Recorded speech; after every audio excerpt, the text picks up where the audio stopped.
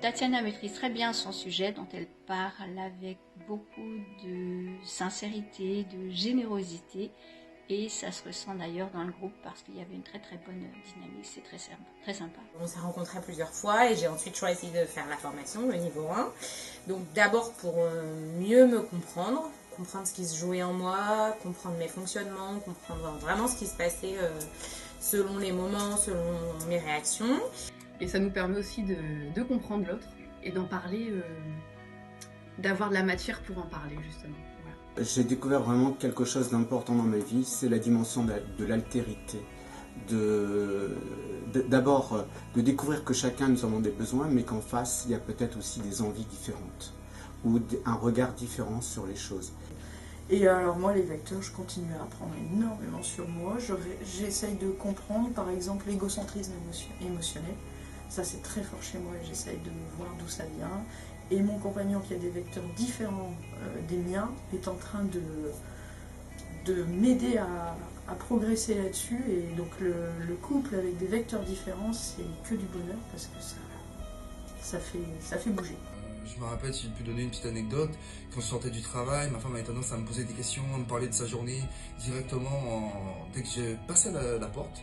Tandis que maintenant, quand elle sait que je suis très sonore, eh ben, automatiquement, elle va me laisser mon temps pour rentrer dans ma bulle de la maison et peut-être rentrer dans sa bulle ultérieurement. Donc voilà, elle me laisse le temps pour pouvoir digérer ma journée, me remettre de mes émotions avant de pouvoir me raconter sa journée. Et ça, eh ben, c'est une dispute en moins dans le groupe, donc c'est toujours bon à apprendre. Et c'est venu se rajouter au travail.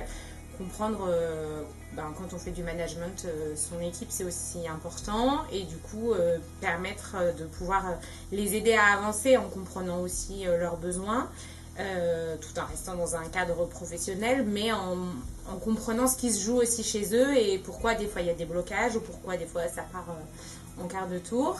Et maintenant, je suis très contente parce que je pense vecteur à longueur de journée, je me comprends, je comprends mon fonctionnement, je comprends le fonctionnement des autres, ce qui me permet de ne pas les juger. C'est ludique, c'est facile d'accès, c'est universel puisqu'on accède à la connaissance de soi en ramenant des informations de l'inconscient collectif vers la conscience de chacun.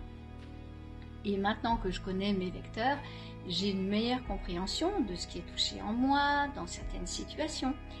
Et j'ai aussi une meilleure conscience de ce qui est bon pour moi, de ce que je devrais aussi développer. Alors maintenant que j'ai suivi ce niveau 1, je peux dire que pour moi, la communication vectorielle, c'est un outil juste waouh.